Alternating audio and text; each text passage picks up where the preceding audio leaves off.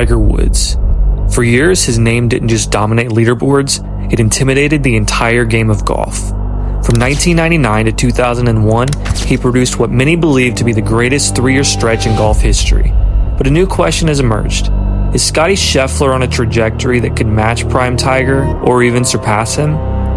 There have been great players since Tiger's reign. Phil Mickelson, Rory McIlroy, Jordan Spieth, all elite, all champions. But none of them have put together a run quite like what Scottie has been building over the past few seasons. You might think comparing him to Tiger is a stretch. Maybe it is. The GOAT debate in golf usually comes down to Jack Nicklaus and Tiger Woods. But after watching Scottie the last few years, I started wondering, is he quietly putting himself in that same conversation? So I broke down Tiger's best 3-year stretch starting in 1999 and compared it directly to Scottie's last 3 seasons. And the results might surprise you. The United States Open Championship. In your life have you seen anything like that? By 1999, Tiger Woods wasn't just a rising star, he was already a force. After finishing 1998 with 3 top 10 finishes in majors, it felt like the breakthrough was inevitable, and he wasted no time proving it. Tiger opened the 99 season with 5 top 5 finishes in his first 6 starts, including a win at the Buick Invitational. At the Masters, Tiger tied for 23rd. At the US Open at Pinehurst No. 2, he finished 3rd. At Carnoustie, he tied for 7th at the Open. And then at the PGA Championship at Medina, he outdueled Sergio Garcia in one of the most iconic finishes of the era. But here's where it gets ridiculous. Tiger didn't just win that year, he dominated. 8 wins in 21 starts. That's a 38% win rate. He finished inside the top 10 in 16 of those events, 76% of the time. Top 5, 13 times, that's 62%. He added a runner-up at the Nissan Open and closed the season with a scoring average of 68.43. This wasn't just a great season, it was the beginning of something historic. As great as 99 was, 2000 wasn't just better, it may have been the single greatest season in golf history. In major competition, he showcased just how dominant he could be. At the Masters, Tiger finished tied for 5th. But that was the last time he would lose a major that year. The US Open at Pebble Beach, he didn't just win, he completely obliterated the field. He won by 15 shots, a margin so ridiculous that it will probably never be touched. Then at St. Andrews, the home of golf, he won by 8 shots over Thomas Bjorn and Ernie Els, becoming the youngest player ever to complete the career Grand Slam. And he capped it off at the PGA Championship, defeating Bob May in a 3-hole playoff at Valhalla. But the full season numbers are even crazier. 9 wins in 20 starts, a 45% win rate. 17 top 10 finishes, 17 top 5s, including 4 runner-ups. That means he finished 1st or 2nd in 13 of 20 events. And he closed the year with an adjusted scoring average of 67.79. Still the greatest statistical season ever recorded. This wasn't dominance, this was separation.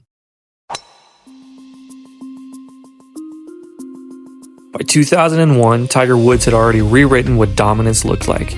But he wasn't done. He opened his winning streak by beating rival Phil Mickelson at Bay Hill.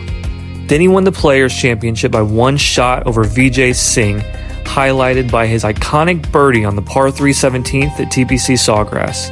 Johnny, that's better than most. How about him? That is better than most. Better than most! And then came Augusta.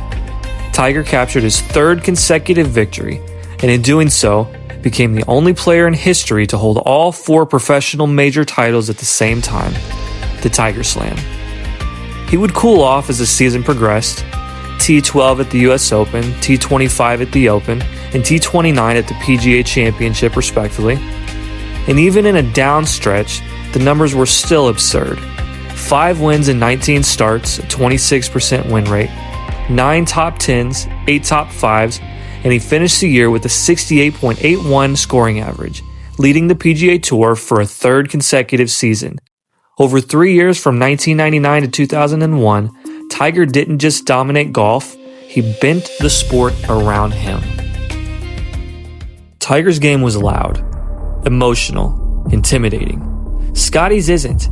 He's methodical, precise, almost surgical.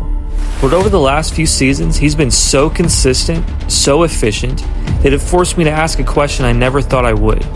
Could he actually surpass the greatness of Tiger Woods? Scottie Scheffler entered 2023 already riding momentum. He closed out 22 with 4 wins, including his first Masters title and a runner-up at the US Open. His first win of 23 came in the form of a successful title defense at the Waste Management Phoenix Open. He nearly repeated at Bay Hill as well, tying for 4th at the Arnold Palmer Invitational. Then came TPC Sawgrass. With that victory, Scottie became just the 3rd player in history to simultaneously hold both the Players and Masters titles. The other 2? You guessed it. Jack Nicklaus and Tiger Woods. At Augusta, he tied for 10th in his title defense. At the PGA Championship, he shared the 36-hole lead and ultimately went on to record his 6th career runner-up. He followed up with a 3rd-place finish at the Los Angeles Country Club for his 3rd consecutive top 10 at the US Open. The Open Championship was quieter, T23. But zoom out. 2 wins in 19 starts and 11% win rate, 14 top 10s, 74%, 13 top 5s, 68%, 2 runner-ups, and a 68.83 scoring average. He may not have been overwhelming fields, but he was living on the first page of the leaderboard. Compared to Tiger's 1999 season, the consistency is remarkably similar, but the wins are not. 2 for Scottie, 8 for Tiger. And in that category, there's a clear edge. Tiger.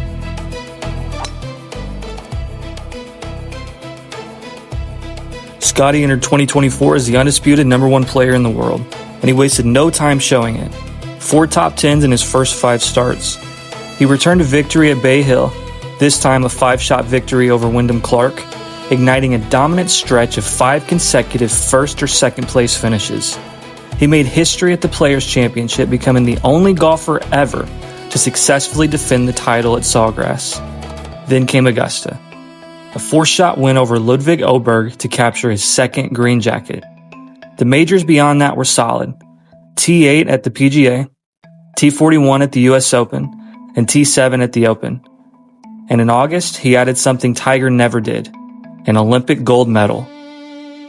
He finished the season with 7 wins in 19 starts, a 37% win rate, 16 top 10s, 84%, and 12 top 5s, 63%. This wasn't just consistency anymore. Scottie controlled the golf world. Comparing any season to Tiger's 2000 campaign is dangerous territory. That year borders on untouchable. But statistically, Scottie's 2024 holds up better than you'd expect. 9 wins for Tiger, 7 for Scottie. 17 top 10s to 16. The biggest separation comes in the majors. 3 wins for Tiger and 1 for Scottie. But the Olympic gold medal adds a unique wrinkle to the discussion. Tiger still has the edge, but for the first time in this comparison, it's uncomfortable. Entering 2025, Scottie Scheffler wasn't just expected to dominate. He was expected to prove it wasn't a fluke. He opened with a win at the CJ Cup Byron Nelson. 2 starts earlier at Augusta, he finished 4th, narrowly missing out on a 3rd green jacket. Then came the PGA Championship, a 5-shot victory and his 3rd career major. He followed it with a T7 at the US Open, and then closed the major season with a 4-shot win at Royal Portrush over Harris English. He finished the year with 6 wins and 20 starts, a 30% win rate, 17 top 10s, 85%, 12 top 5s, 60%. And he became the first player since Tiger in 2000 to lead the tour in scoring average across all 4 rounds. This was sustained dominance. Compared to Tiger's 2001 season, the numbers shift. Scottie has more wins, more top 10s, more top 5s. And in the majors, he also comes out ahead. For the first time, Scottie has a clear edge. Let's take a look at the cumulative stats to see if he's clearly on Tiger's pace. From 1999 to 2001, Tiger won 22 times, 37% of his starts. Over Scottie's 3-year run, he won 15 times or 26%. That's the biggest gap. But consistency? Scottie actually finished in the top 10 more often, 81% compared to Tiger's 70%. He also holds a slight edge in top 5 percentage. In majors, Tiger leads in wins 5-3, but again, Scottie has more top 10 finishes. Then I looked at something I didn't expect to matter this much: margin of victory. I expected Tiger to dominate this area, but I was wrong. His average winning margin during this stretch was 3.4 shots, including the 15-shot win at Pebble Beach. Scottie's margin of victory? 3.3. Nearly identical. So is Scottie on a trajectory to surpass Tiger's prime? Not yet. The wins still favor Tiger, the major count still favors Tiger, and the impact on the game? That's a different conversation entirely. But statistically, he's closer than most people realize. He's showing no signs of slowing up either, as he's 1 win, 3 top 5s, and just finished T12 at Riviera in 4 starts this year. Final verdict: Scottie Scheffler isn't quite prime Tiger, but he's knocking at the door.